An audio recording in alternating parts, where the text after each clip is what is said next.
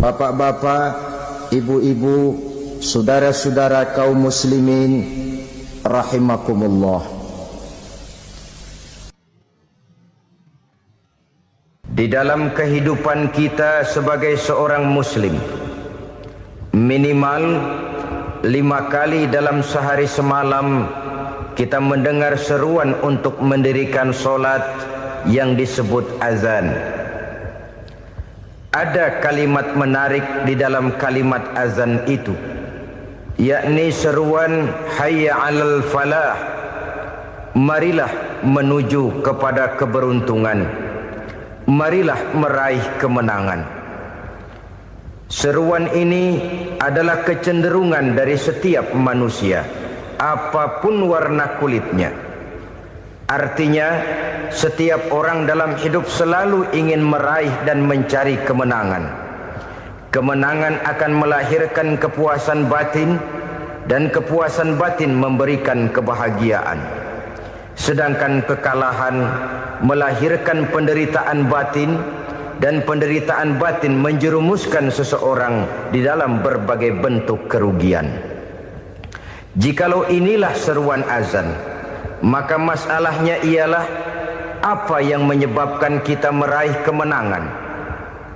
Al-Quranul Karim memberikan tuntunan dan ajaran kepada kita bahwa orang-orang yang memperoleh kemenangan itu tidak lain adalah orang-orang yang bertakwa.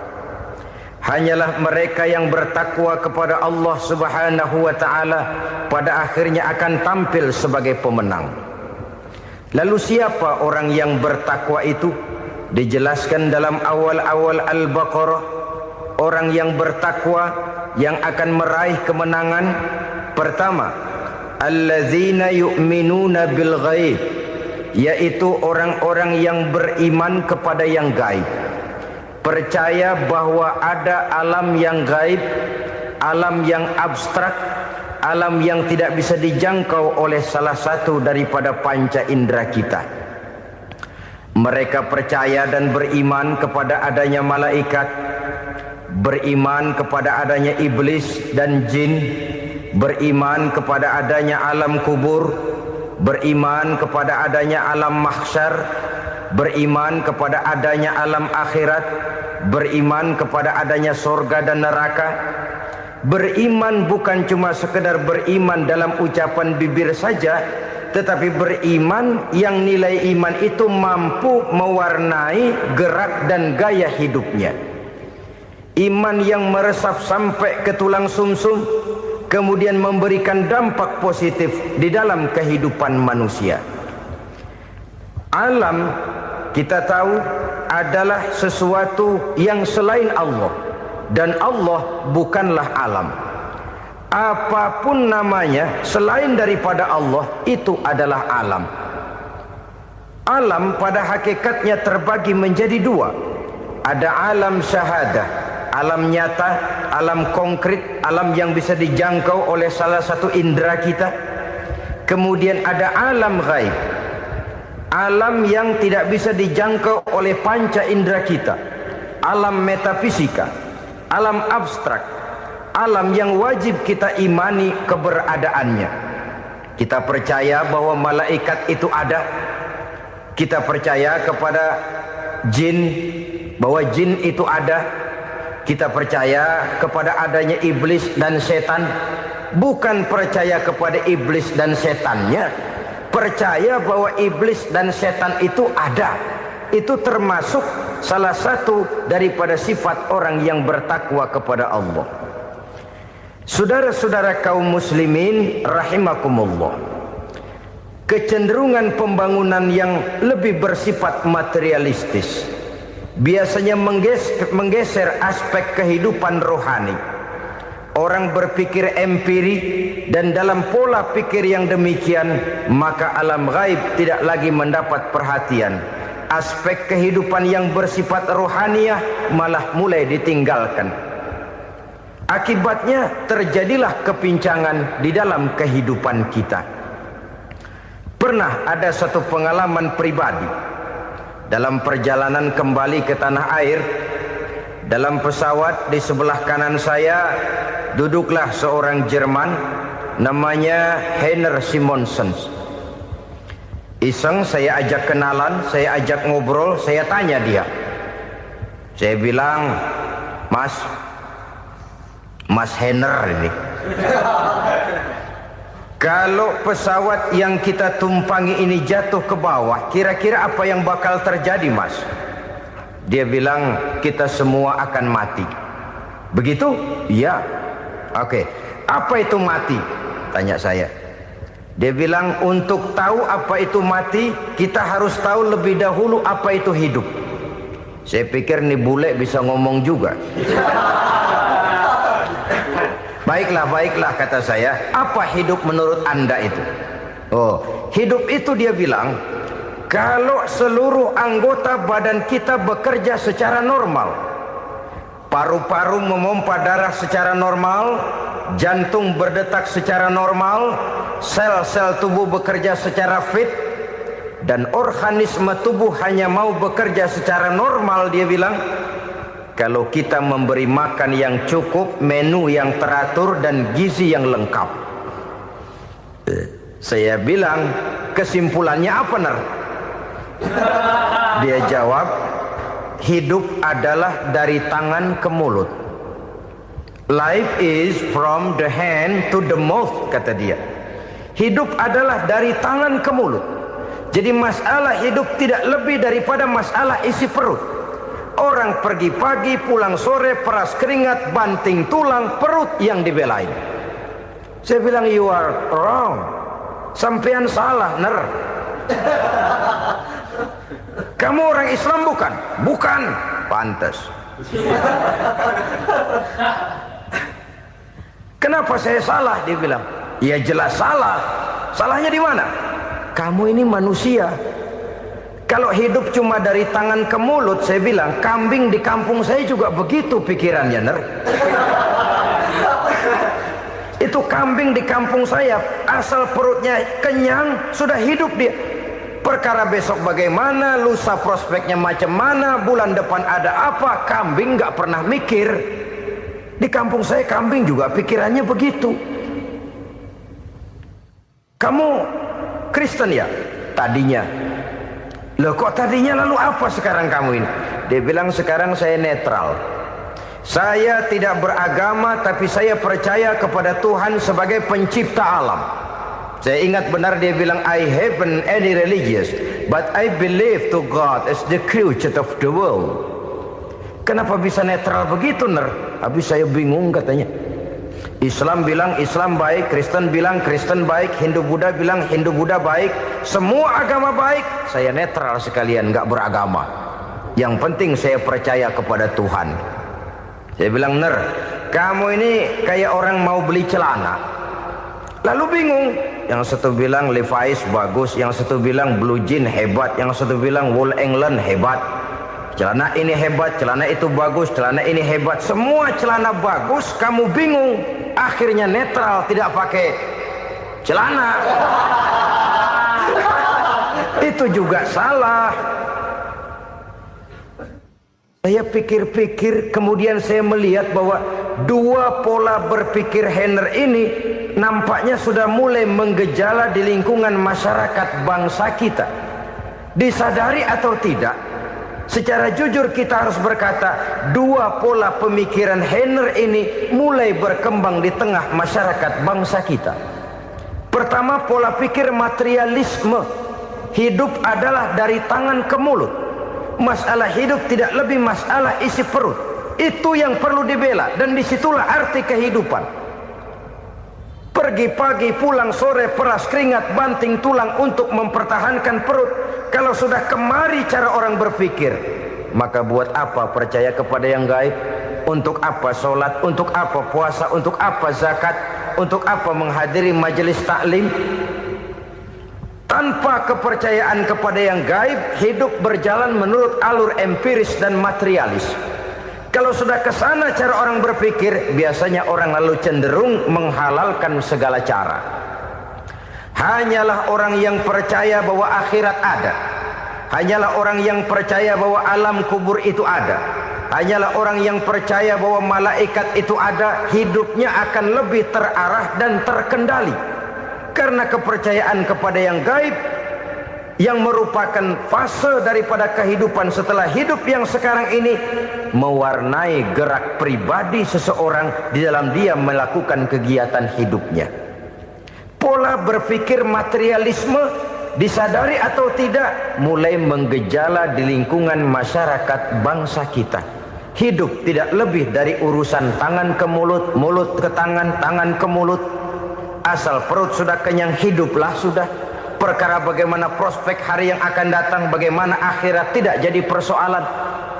Ini yang oleh Nabi diperingatkan, ad-dunya sijnul mu'min wa jannatul kafir. Dunia adalah penjara bagi orang beriman dan surga bagi orang kafir. Dulu di zaman Belanda hadis ini pernah disalah tafsirkan, disalah artikan, digunakan sebagai senjata untuk mengkebiri dan membuat impoten umat Islam. Sudahlah umat Islam gak usah macam-macam, kata Belanda. Dunia ini kan penjara buat orang Islam, surga buat orang kafir. Di penjara jangan bertingkah.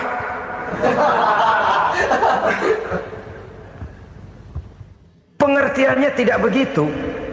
Dunia adalah penjara bagi orang mukmin. Artinya dalam kehidupan dunia seorang mukmin tidak bebas memperturutkan hawa nafsunya. Di penjara hawa nafsunya itu. Sebaliknya surga bagi orang-orang kafir. Buat orang kafir surgalah dunia ini.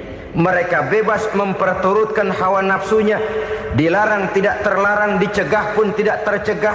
Mereka hidup menurut alur bisikan nafsu mereka sendiri. Kemudian bila ajal datang, maut merenggut nyawa, selesailah surganya sampai di situ. Maka bagi orang-orang yang tidak percaya kepada adanya akhirat, kepada adanya alam gaib, surganya sebatas umurnya. Sekali lagi, surganya sebatas umurnya. Bila umur selesai, ajal pun datang merenggut nyawa, selesailah sudah surganya sampai di situ. Alangkah pendeknya perjalanan orang-orang yang tidak percaya kepada alam gaib ini. Bagi kita mukmin, jikalau kita mampu memenjarakan hawa nafsu, kita bisa bahagia di dunia ini. Dan Islam memang tidak menyuruh kita sengsara di dunia. Raih dunia, kejar dunia, gapai dunia sebagai alat untuk mencapai kebahagiaan di akhirat nanti. Hidup adalah satu perjalanan panjang yang terbentang sejak kita terlahir dari alam rahim sampai kepada alam akhirat nanti. Andai kata kita gagal meraih kebahagiaan di dunia, toh kita masih punya akhirat.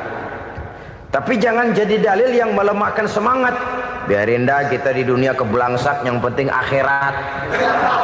Akhirnya dunia benar-benar kebelangsak. Bagaimana dunia ini bisa kita raih, dan bagaimana meraih dunia untuk menunjang kepentingan akhirat nanti. Yang kedua, dari pikiran Heiner yang saya lihat menggejala di lingkungan masyarakat bangsa kita, timbulnya manusia-manusia netral. Seolah-olah Tuhan yes, agama no. Sama Tuhan percaya, agama ogah. Tuhan ngangguk, giliran agama godeng. Padahal hampir dalam setiap ayat dalam Quran, kata-kata amanu biasanya bergandeng dengan wa amilus sholihat. Iman dan amal soleh. Ini sebagai isyarat Tuhan dan agama jangan pernah dipisah-pisah. Apabila kita bertuhan, maka kita harus beragama. Apabila kita beragama, maka agama itu harus bersumberkan dari Tuhan yang kita imani itu. Tidak mungkin kita pisah, Tuhan yes, agama no. Sama Tuhan percaya tapi agama bikin sendiri. Sembayangnya cukup bengong 2 jam madep ngulon.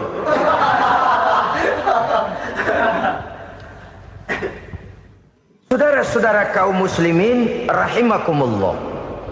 Jadi dengan demikian, agama yang kita akui merupakan unsur mutlak di dalam pembangunan sekarang ini, merupakan bagian dari kehidupan yang menuntun kita bahwa di balik alam nyata ini, di balik alam syahadah ini ada alam gaib.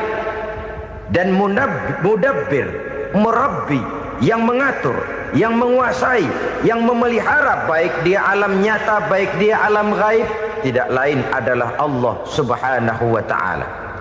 Di sana ada satu super power, satu maha kekuatan yang kita perlu bersandar kepadanya. Sebagai makhluk nyata yang hidup di alam nyata, berbuatlah secara nyata sebagaimana harusnya kita berbuat. Karena Islam jelas bukan agamanya orang pemalas. Islam jelas bukan agamanya orang yang mengajarkan setelah selesai sholat boleh duduk, nggelenggem ayam-ayam, ndelohom, menghitung bintang di langit sambil menunggu keajaiban. Tidak. Islam adalah agama yang mengajarkan apabila sholat sudah selesai kamu kerjakan, bertebaranlah di permukaan bumi, cari karunia Tuhanmu. Jangan hidup berpangku tangan menunggu keajaiban, karena hidup bukan undian. Jangan berharap untung besar tanpa mau peras keringat. Tapi di sebalik itu toh kita juga harus yakin bahwa di sisi usaha nyata yang kita lakukan ada satu super power, satu maha kekuatan gaib yang menentukan berhasil dan tidaknya usaha kita. Kepercayaan kepada hal semacam inilah yang mendorong kita untuk mempunyai sandaran vertikal, agar jikalau usaha ini berhasil, kita tidak lupa diri dan lupa daratan. Jikalau usaha ini gagal, kita tidak putus asa dan buruk sangka, tidak cupik pandangan dan sempit hati, tapi mampu melihat persoalan dengan kacamata putih sambil husnuzon kepada Allah Subhanahu wa ta'ala. Kita percaya malaikat itu ada. Ada yang namanya Raqib dan Atid, mengawasi gerak hidup kita sampai kepada gerak hati kita. Ini memberikan sugesti agar kita berhati-hati, tidak sejengkal tanah pun kita bisa berlindung dari pengawasan Raqib dan Atid. Ada Munkar Nakir yang akan menyoal kita di alam kubur. Ada malaikat Malik, penjaga neraka. Ada malaikat Ridwan yang menjaga surga. Kita percaya kepada adanya jin, kita percaya kepada adanya setan, iblis. Percaya kepada adanya, bukan mempercayai si setan, si iblis lalu menjadikannya sebagai teman. Tidak. Percaya bahwa mereka itu ada dan merupakan makhluk Allah yang gaib yang diciptakan Allah Azza wa Jalla.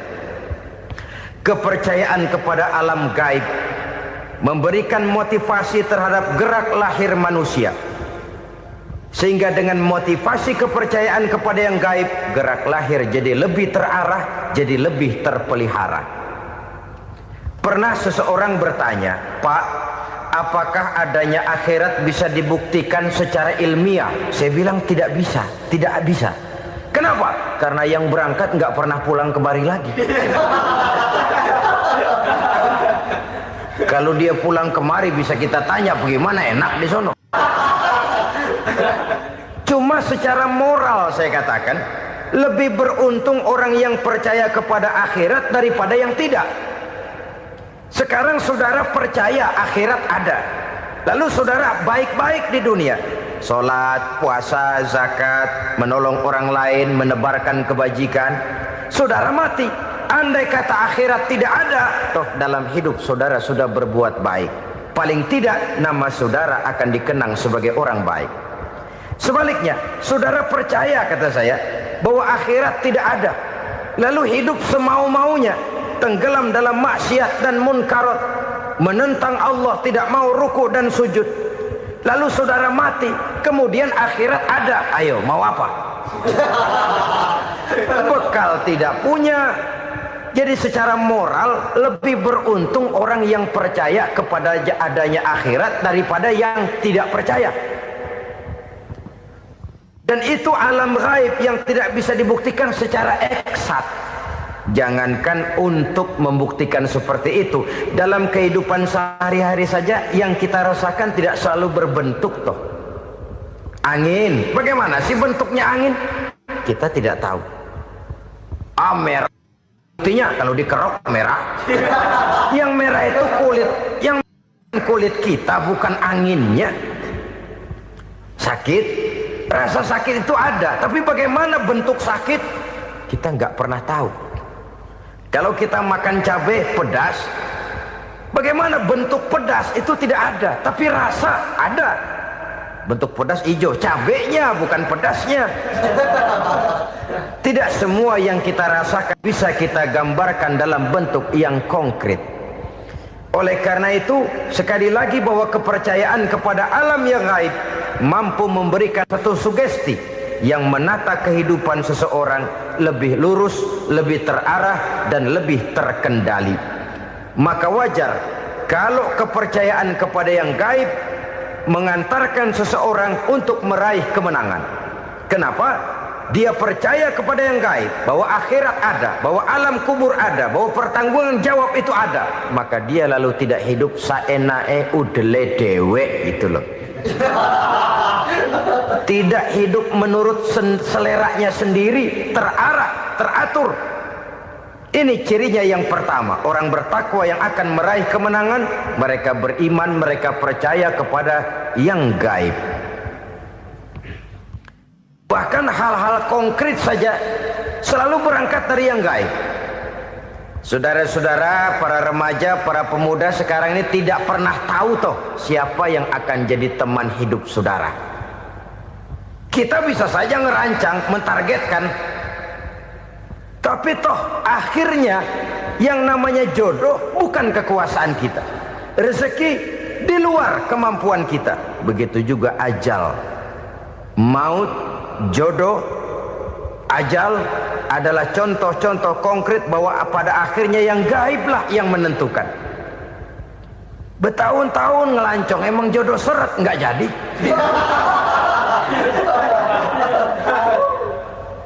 Begitu kenal baru setengah malam nginep ditangkap hansip kan.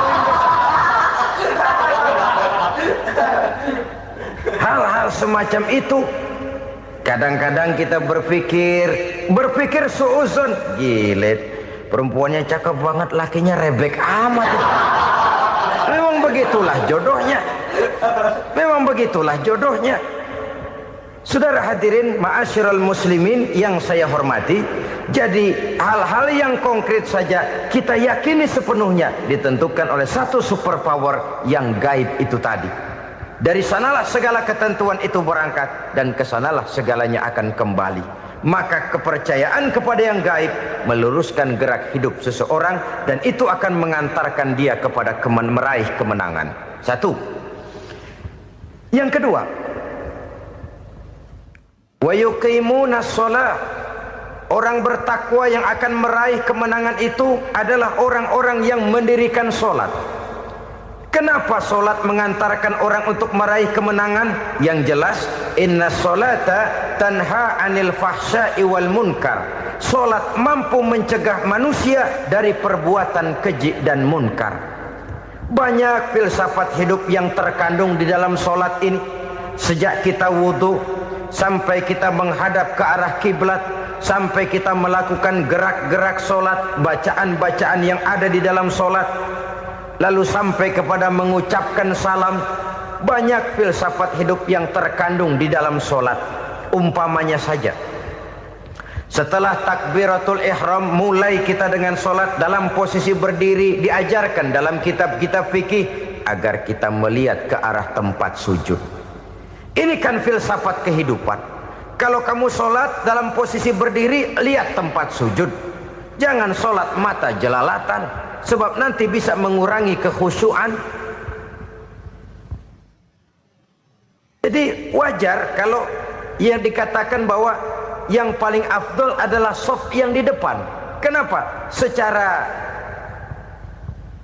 harfiah pengertiannya akan lebih mengundang kekhusyuan. Kenapa? Kalau kita di shaf paling depan di masjid umpamanya paling banter kita lihat tembok. Tapi kalau kita shaf di tengah atau di belakang, orang-orang di depan kita pun akan kelihatan. Yang bajunya loreng, yang bajunya genggang, yang bajunya macam-macam. Kita lihat, kadang-kadang kita pikirin, ada yang bajunya bolong. Kita sholat tapi dalam hati, nih orang bajunya robek yang nggak tahu apa. Ada saja hal-hal yang mengusik kekhusyuan kita. Oleh sebab itu diajarkan dalam posisi berdiri, lihat, arahkan pandangan matamu kepada tempat sujud. Ini kan filsafat kehidupan.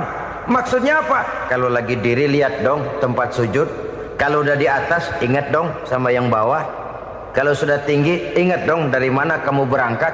Kalau sudah berkuasa bantu dong yang lemah. Kalau sudah kaya santuni dong yang miskin. Kalau sudah alim bimbing dong yang awam. Ini filsafat kehidupan. Dalam posisi berdiri kau lihat tempat sujud.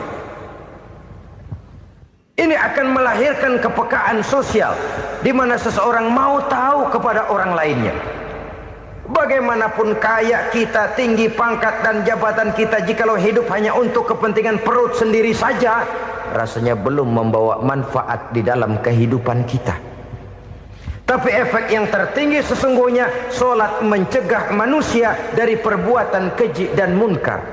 Perbuatan keji dan munkar walaupun kelihatannya mendatangkan uang, membawa keuntungan, tapi itu keuntungan semu, keuntungan sementara. Dengan menipu orang lain kita bisa dapat untung, tapi tidak membawa berkah.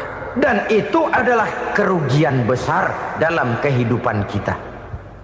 Maka untuk meraih kemenangan harus dimulai dengan membentuk kepribadian yang tegar, memiliki sandaran vertikal yang langsung kepada Allah Subhanahu wa ta'ala. Dan itu hanya bisa kita tempuh melalui jalur ibadah formal yang sudah ditentukan Allah, yakni solat yang 5 waktu. Untuk memperkuat itu ada solat-solat sunnah, rawatib, nawafil sebagai terminal kontrol cadangan untuk memelihara stabilitas temperatur batin di dalam kita berhubungan dengan zat yang maha gaib, yaitu Allah Subhanahu wa ta'ala. Orang sering bertanya, Pak, itu tetangga saya nggak sholat, duitnya nggak habis-habis, Pak. Nggak sholat tapi mobilnya tambah terus. Nggak sholat tapi usahanya makin maju. Tapi di sisi lain ada orang yang rajin sholat, rezekinya butak bener. Anaknya mana kurus, mana korengan. Saudara hadirin ma'asyiral muslimin rahimakumullah, harus saya katakan bahwa solat memang bukan untuk cari duit. Solat adalah sandaran vertikal kita kepada Allah. Sedangkan soal rezeki itu berkaitan dengan sifat Allah maha pengasih dan maha penyayang. Allah maha pengasih, siapapun dikasih kalau mau usaha. Allah maha penyayang, tidak semua orang disayang oleh Allah Azza wa Jalla. Dan belum tentu banyak harta itu merupakan nikmat. Mungkin juga istidraj. Artinya istidraj itu dikasih tapi diambulin, kalau bahasa Betawinya itu. Dikasih tapi diambulin, itu bukan merupakan nikmat sesungguhnya, lebih merupakan azab dari Allah Subhanahu wa ta'ala.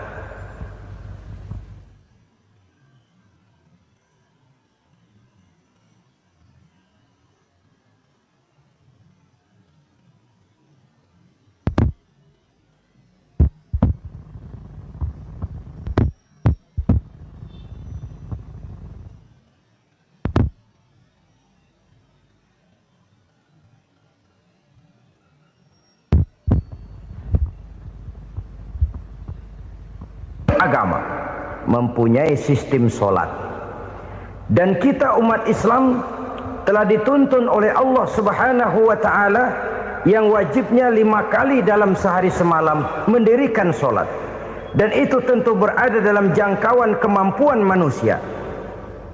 Pada awalnya barangkali kita memang merasa solat itu satu kewajiban, tapi semakin kita hayati makna, manfaat dan filsafat yang terkandung di dalam ajaran solat, semakin sampai kita kepada keyakinan bahwa solat adalah keperluan kita. Sehingga pada waktu tertentu dinilai puncaknya, kita tidak lagi akan berkata saya wajib solat, tapi kita akan berkata saya perlu solat. Kalau kita sudah merasakan itu adalah keperluan kita, nah di sanalah kita baru akan merasakan ruginya kalau hal itu tidak kita laksanakan. Sepanjang kita masih berkata saya wajib sholat, kita akan lebih merasakan dia sebagai beban ketimbang sebagai keperluan. Yang jelas Allah tidak memerlukan ibadah yang kita laksanakan ini. Dengan kata lain, andai kata satu dunia penuh ini orang tidak ada yang sholat satu pun, Allah tidak akan turun dari jabatan Tuhan. Jangan lalu berpikir kalau kita ngambek se-RW kagak sembahyang Tuhan tekor kali ini ya. Tentu tidak. Itu perlunya kita, bukan perlunya Allah. Dan pada induknya kita akan berkata, saya perlu agama. Kalau secara induk kita sudah memerlukan agama, maka konsep-konsep yang ada di dalam ajaran agama itu pun adalah juga merupakan keperluan kita. Baik dia bernama sholat, baik dia bernama puasa, baik dia bernama zakat, baik dia bernama haji, seluruhnya adalah keperluan kita. Dan sesuatu yang kita perlukan apabila tidak kita laksanakan akan melahirkan kerugian di dalam kehidupan. Jangan heran kalau kita membaca riwayat perjalanan hidup para salafus soleh, orang-orang soleh. Ada yang tahajud sampai 100 rakaat, ada yang sholat malam kakinya sampai bengkak. Kita sekalinya bengkak biri-biri. Ada yang sholat membaca surah dalam Al-Quran sampai khotam Quran. Kok mau? Mereka sudah merasakan itu keperluan. Itu saja soalnya. Satu saat pun jikalau kita merasa bahwa itu keperluan saya, kita pun akan melaksanakan seperti itu. Keperluan saya dalam kehidupan. Inilah yang kedua. Yang ketiga, orang bertakwa yang akan meraih kemenangan itu, wa mimma razaqnahum yunfikun.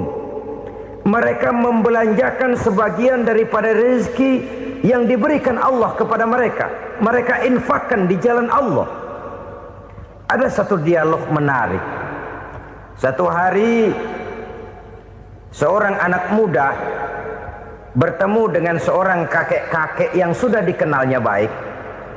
Bertanyalah anak muda ini, "Kek, umur kakek berapa tahun?" 15 tahun, kata si kakek. "Anak kakek berapa orang?" 1. "Harta kakek berapa banyak?" 15 juta. Si anak muda ini bengong. Lalu protes, "Kok kakek bohongin saya?" "Kenapa?" "Saya tahu umur kakek 70 tahun. Kenapa ngaku 15? Saya tahu anak kakek 5. Kenapa bilang 1? Saya tahu kakek miliuner, miliaran uang kakek. Kenapa ngaku cuma 15 juta? Begini, kata si kakek tadi. Benar, umur saya 70 tahun. Tapi dari umur yang 70 tahun itu baru 15 tahun terakhir ini saya merasakan ibadah kepada Allah.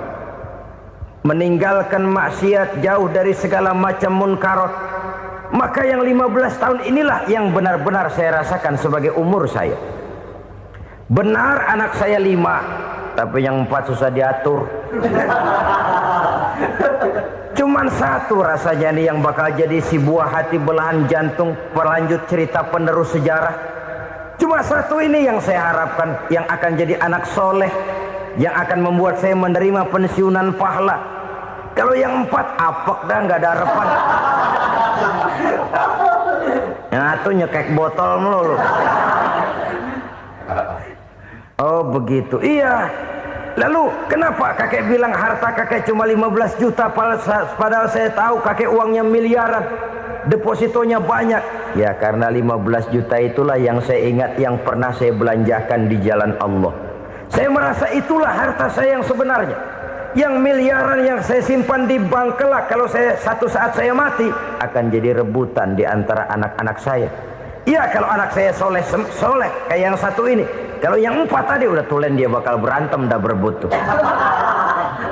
Jadi 15 juta yang saya belanjakan di jalan Allah inilah yang saya merasakan benar-benar harta saya yang sesungguhnya. Dialog ini patut menjadi bahan renungan kita bersama. Diberikan kita umur 40, 50, 60, 70, 80. Berapa tahun dari umur yang diberikan itu yang jalan mulus, yang kita gunakan untuk melaksanakan ibadah? Banyak harta kita simpan di bank, di lemari, di dompet, di tas. Tapi berapa yang sudah kita depositokan di jalan Allah yang akan menemani kita di hari kita kembali nanti? Maka orang bertakwa yang akan meraih kemenangan, wa mimma razaqnahum yunfikun, mereka membelanjakan sebagian dari rezeki yang diberikan Allah di jalan Allah Subhanahu wa ta'ala. Ma'asyiral muslimin rahimakumullah. Zahirnya memang kita memberikan kepada orang lain, tapi hakikatnya kita menyimpan untuk diri kita sendiri. Kita memberikan kepada yatim piatu 25.000. Zahirnya kita memberikan si yatim, hakikatnya kan kita cuma nyimpan. Saya berikan, titip kepadamu, ini untuk saya di akhirat. Kau boleh belikan baju, kau boleh belikan untukmu makan, kau boleh bayarkan sekolahmu. Ini untuk saya. Hakikatnya kita nyumbang masjid 1 juta, zahirnya kita berikan kepada panitia masjid, tapi hakikatnya kan cuma titip 1 juta ya, untuk saya di alam kubur nanti. Silahkan kau boleh belikan semen, ini uang, belikan besi, belikan pasir. Saya cuma sekedar titip untuk kepentingan saya. Hakikatnya kita cuma sekedar menitip. Sebagaimanapun pada hakikatnya, apapun yang kita miliki dalam kehidupan kan cuma sekedar hak guna pakai, bukan hak milik mutlak. Harta kita, rumah kita, kendaraan kita, kebun kita, pabrik kita, hak guna pakai saja. Hak milik mutlak cuma untuk Allah Subhanahu wa ta'ala. Saudara-saudara kaum muslimin rahimakumullah. Ini yang ketiga. Kemudian yang keempat, orang-orang bertakwa yang akan meraih kemenangan, allazina yu'minuna bima unzila ilaika. Mereka yang beriman, mereka yang percaya kepada apa yang telah diturunkan kepadamu Muhammad, ay Al-Quran, yakni Al-Quranul Karim. Setelah percaya kepada yang gaib, mendirikan solat, kemudian menginfakkan sebagian dari rezeki yang diberikan Allah, mereka juga lalu percaya kepada yang diturunkan terhadap Nabi, yaitu tidak lain Al-Quranul Karim. Sekali lagi di sini, percaya bukan hanya sekedar percaya saja, tetapi percaya lalu menjadikan Al-Quran itu sebagai pedoman hidup. Sebab memang Al-Quran itu adalah GBHM, garis-garis besar haluan muslim. Apa yang harus kita lakukan, apa yang harus tidak kita lakukan, bagaimana mestinya kita bertingkah laku dan berbuat, seluruhnya tercantum di dalam Al-Quranul Karim. Itu sebabnya ketika satu hari Aisyah ditanya bagaimana akhlak Rasul, beliau menjawab, kana Rasulullah sallallahu alaihi wasallam khuluquhul Quran. Akhlak daripada Rasulullah tidak lain adalah Al-Quran. Jawaban simpel ini memberikan gambaran bahwa keseluruhan daripada konsepsi Quran sudah diterjemahkan dalam kehidupan Rasulullah sallallahu alaihi wasallam. Karena kita tahu akhlak adalah keseluruhan dari gerak hidup manusia. Sejak ia berpribadi, berumah tangga, bertetangga, bermasyarakat, sampai kepada berbangsa dan bernegara, Al-Quran tetap memberikan sentuhan nilainya. Oleh karenanya, orang-orang yang bertakwa adalah orang-orang yang menjadikan Al-Quran sebagai pedoman dalam kehidupannya. Dan kita yakini Al-Quran diturunkan kepada Nabi Muhammad bukan merupakan produk Nabi Muhammad. Isi dan redaksinya langsung dari Allah Subhanahu wa ta'ala. Kemudian cirinya yang kelima, orang bertakwa yang akan meraih kemenangan itu, wa ma unzila min qablika. Tidak hanya sekedar percaya kepada yang diturunkan terhadap Nabi Muhammad, yaitu Al-Quran, mereka juga percaya kepada apa yang pernah diturunkan kepada para nabi, kepada para rasul sebelum Nabi Muhammad. Percaya kepada adanya suhuf, percaya kepada adanya Taurat, percaya kepada adanya Injil, percaya bahwa Allah dahulunya sudah menurunkan Taurat kepada Musa, percaya bahwa Allah sudah menurunkan Injil kepada Isa, percaya Injil ada, Taurat ada, diturunkan Allah untuk Isa dan Musa, tetapi tidak wajib mengamalkannya karena kita sudah diberikan Al-Quranul Karim. Ini yang perlu saya garis bawahi. Kita percaya Allah telah menurunkan Injil dahulu kepada Isa. Kita percaya bahwa Allah telah menurunkan Taurat dahulunya kepada Nabi Musa. Kadang-kadang ini dijadikan dalih, dikacaukan pengertiannya. Quran saja mengajarkan bahwa orang yang bertakwa harus percaya kepada Injil, maka pakailah Injil. Apalagi kalau ayat sebelumnya ditilap, dihapus, dihilangkan, Injilnya yang ditekankan, maka akan terjadilah penekanan yang salah arah. Karena salah arah akhirnya bisa merusak dan menghancurkan akidah. Ketika Rasul suatu saat pernah ditanya orang, "Ya Rasul, bagaimana sikap kita sebagai muslim terhadap Injil yang ada sekarang?" Beliau menjawab, "La tukadzibuhu jami'an wa la tusaddiquhu jami'an." Jangan didustakan seluruhnya, jangan juga dibenarkan semuanya. Artinya, ini sudah merupakan gambaran dari Rasul bahwa dalam Injil yang ada sekarang masih ada ajaran-ajaran tauhid yang dibawa oleh Nabi Isa dan diajarkan kepada umatnya. Tapi juga dalam Injil yang sekarang ini sudah terkena intervensi dan investasi manusiawi. Karena itu Rasul menyimpulkan, la tukadzibuhu jami'an wa la tusaddiquhu jami'an. Jangan didustakan semua, jangan dibenarkan seluruhnya. Kita memang percaya Allah telah menurunkan Injil kepada Nabi Isa dulu, tapi kita tidak wajib mengamalkan Injil. Kita percaya Allah telah menurunkan Taurat kepada Nabi Musa, tapi kita tidak wajib mengamalkan kitab ajaran Taurat. Yang wajib kita percayai dan kita amalkan hanyalah Al-Quranul Karim. Kenapa? Oleh karena baik yang ada di dalam Taurat, baik yang ada di dalam Injil, tentu tercakup di dalam Al-Quran sebagai kitab terakhir yang diturunkan oleh Allah Subhanahu wa Ta'ala. Dan itu wajar. Kalau seorang pejabat mau mengeluarkan satu keputusan baru, tentu dia harus meninjau keputusan-keputusan lama. Andai kata dianggap tidak berlaku, dianggap tidak relevan lagi, maka keputusan-keputusan lama itu tentu sudah dianggap tidak berlaku. Sebagian daripada aturan-aturan dalam keputusan lama yang masih dianggap relevan tercantum dalam keputusan baru yang wajib diamalkan. Begitulah hubungannya antara Al-Quran, Taurat, Zabur, dan Injil. 4 kitab samawi yang diturunkan Allah masing-masing kepada Zabur untuk Nabi Daud, Taurat untuk Nabi Musa, dan Injil untuk Nabi Isa alaihi wassalatu wassalam. Ketiga-tiga kitab itu kita percayai adanya. Kita yakini Allah telah menurunkan Zabur, Taurat, dan Injil, tapi kita tidak wajib mengamalkannya. Yang wajib kita mengamalkannya sekarang ini tidak lain hanyalah Al-Quranul Karim saja, karena ia mencakup apa yang ada di dalam Zabur, apa yang ada di dalam Taurat, dan apa yang ada di dalam Injil.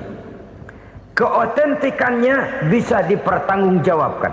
Ya, tapi kan Nabi Muhammad sudah mati 14 abad yang lalu, dan di zaman beliau Al-Quran kan belum dikodifikasikan, belum ditulis. Bagaimana keotentikannya bisa dipertanggungjawabkan? Mudah saja. Allah berjanji, "Inna nahnu nazzalna dzikra wa inna lahu lahafizun." Kami yang menurunkan Al-Quran dan kami yang akan menjaga dan memeliharanya. Allah turunkan Quran, Allah menjaganya.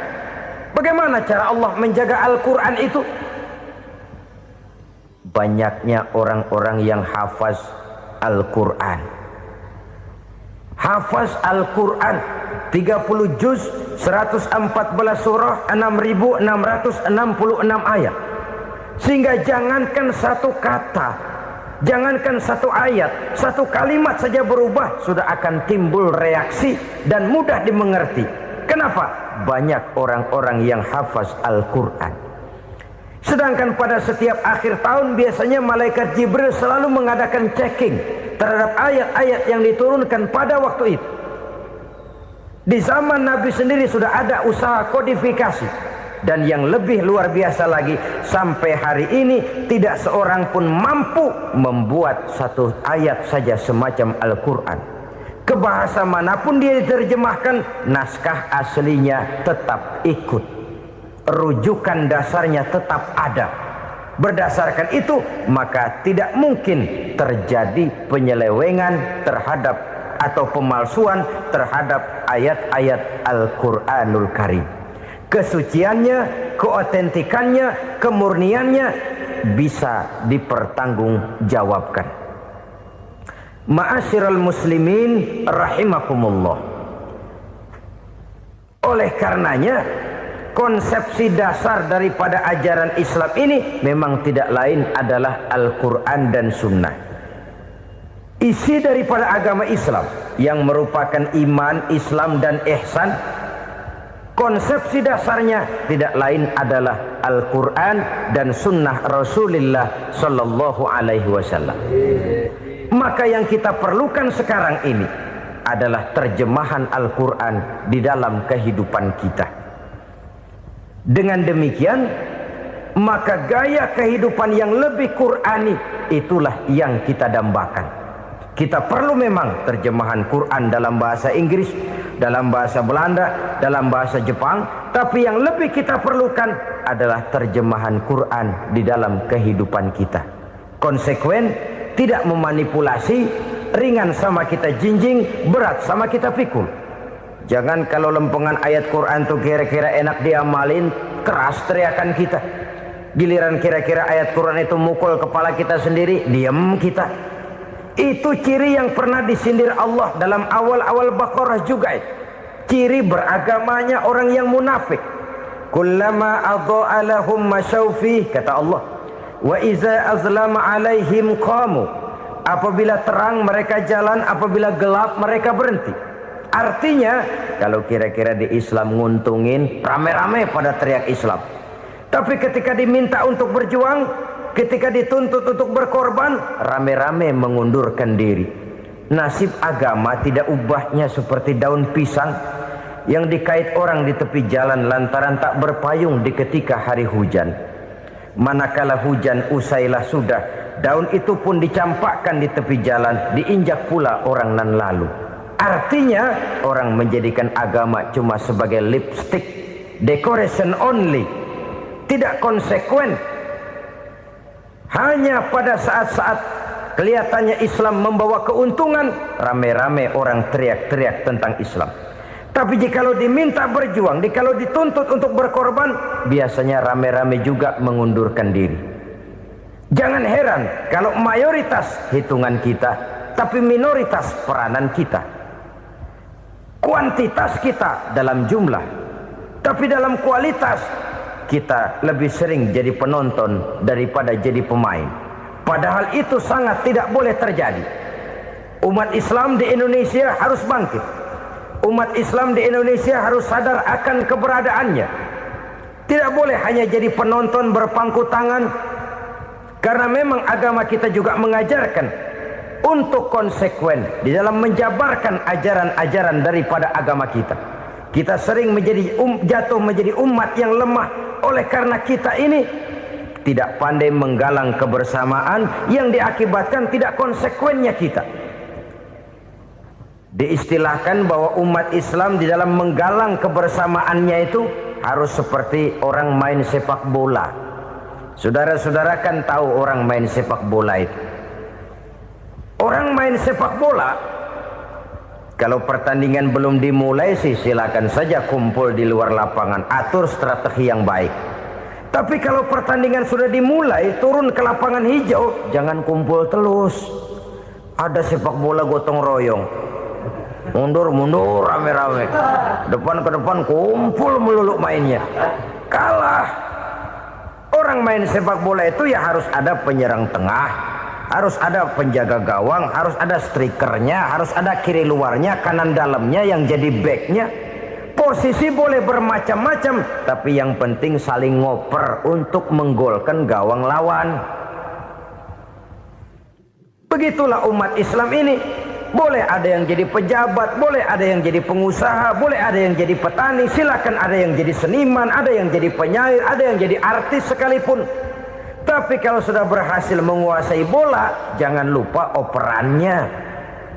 Operan itu yang langka. Kita ini muslim kadang-kadang kalau sudah memegang menguasai bola, kalau belum mau mampus, belum mau ngoper. Nanti kalau sudah nggak punya bola, baru mau ngoper. Kalau sudah dengar-dengar mau dekat pensiun, baru mau jihad, baru mau berjuang, baru mau ngurus pesantren. Tanda tangan sudah tidak laku, memo sudah tidak dihargai, baru mau berjuang. Kemarin kemana mas? Kita tidak pandai memanfaatkan posisi. Dengan kata lain, kalau kembali kepada persoalan kita, konsekuensi kita terhadap agama yang kita anut ini belum ideal. Kita masih lebih sering berislam ini pada saat-saat yang menurut perhitungan kita membawa keuntungan. Tapi kalau diminta berjuang, dituntut berkorban, yang itu pun hakikatnya adalah untuk kepentingan kita juga. Allah tidak pernah menuntut kita untuk jihad bagi kepentingan Allah, itu tidak. Berjuang menegakkan agama Allah, apakah untuk kepentingan Allah? Tidak. Untuk kepentingan kita. Sebab nilai-nilai jihad itu pada akhirnya akan membawa kita kepada suatu kebahagiaan. Setidaknya kalau tidak di dunia, tentu di akhirat sebagai syahid. Oleh karena itu, pada bagian akhir ini saya ingin mengajak, marilah kita konsekuen. Sekali kita berkitabkan Al-Quranul Karim, mari dia kita jadikan pedoman.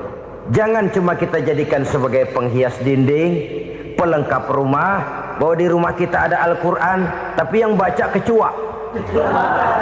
Habis pada bolong tuh Quran. Yang penting kan punya Quran. Ditaruh di pintu rumah. Biar apa? Biar kuntilanak kagak masuk katanya. Ya apa itu nasib Quran, cuma kerjanya jaga pintu, ngusir kuntilanak, ngusir memedi.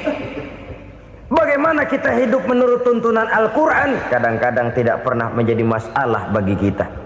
Maka bagaimanakah Al-Quran akan mungkin membawa keberkahan dalam hidup kalau ajarannya kita injak-injak dalam keseharian kita? Mewujudkan gaya hidup yang lebih Qurani, itulah yang akan kita rintis di dalam kehidupan kita, bertahap, step by step, menurut kemampuan yang ada pada kita. Jika jalan ini tidak bisa kita selesaikan, percayalah akan ada generasi penerus yang akan melanjutkan usaha dan cita-cita mulia itu. Jadi percaya kepada Taurat, percaya kepada Injil, sekedar percaya Allah dahulunya sudah menurunkan itu, tapi kita tidak wajib mengamalkannya. Kenapa? Generasi Injil masa berlakunya sudah kedaluwarsa. Taurat masa berlakunya sudah kedaluwarsa. Injil pernah berlaku untuk orang Nasrani di zaman Nabi Isa. Taurat pernah berlaku untuk orang Yahudi di zaman Nabi Musa. Setelah generasinya berlalu, datang Rasul penutup yang membawa Al-Quranul Karim. Maka Al-Quran itulah yang berlaku menjadi pedoman sampai hari akhir nanti. Jangan jauh dari Al-Quran, karena apabila ini kita lakukan, maka kita akan kembali kepada satu gaya hidup yang jauh dari tuntunan agama, dan itu artinya kita akan semakin jauh untuk meraih kemenangan. Saudara-saudara kaum muslimin rahimakumullah. Yang keenam, yang terakhir, orang-orang bertakwa yang akan meraih kemenangan itu wabil akhirati hum yuqinun. Mereka percaya, mereka yakin seyakin-yakinnya akan adanya hari akhir, di mana seseorang akan mempertanggungjawabkan seluruh perbuatannya di dalam hidup ini. Dan tidak ada satu perbuatan yang bagaimana kecilnya sekalipun yang tersembunyi dalam pandangan manusia, yang tidak akan dibukakan persoalannya di mahkamah Qadi Rabbul Jalil di akhirat nanti. Itulah sebabnya maka percaya kepada akhirat disebut secara khusus. Padahal di awal tadi sudah dijelaskan yu'minuna bil ghaib, percaya kepada alam gaib, dan alam gaib ini termasuk akhirat. Kenapa pada bagian akhir disebut lagi akhirat? Karena ternyata bahwa kepercayaan kepada adanya akhirat merupakan induk dari kepercayaan terhadap adanya malaikat, setan, jin dan lain sebagainya, dan akan lebih memberikan sugesti dalam kehidupan manusia untuk meluruskan gerak hidupnya. Jikalau suatu saat tergerak hati akan berbuat kejahatan, ingin mencuri, sadarlah, awas ada akhirat. Sebab kalau kita cuma teriak awas ada polisi, itu cuma tertunda sementara. Begitu polisi meleng, embat.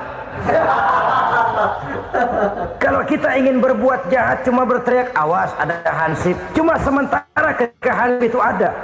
Tapi kalau ceritanya awas ada akhirat, mau menyeleweng awas ada akhirat, mau berjudi awas ada akhirat, mau mencuri awas ada akhirat.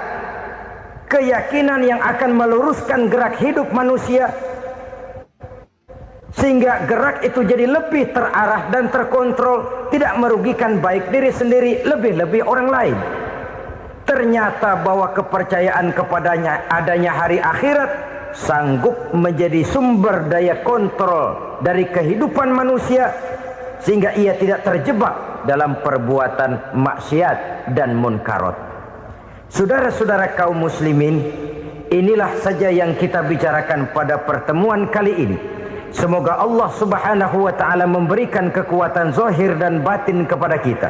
Amin. Untuk dapat meraih kemenangan dengan beriman kepada yang gaib, mendirikan solat, membelanjakan sebagian dari rezeki yang diberikan Allah, percaya kepada Al-Quran, beriman kepada kitab-kitab yang diturunkan sebelum Al-Quran, lalu meyakini adanya hari akhirat.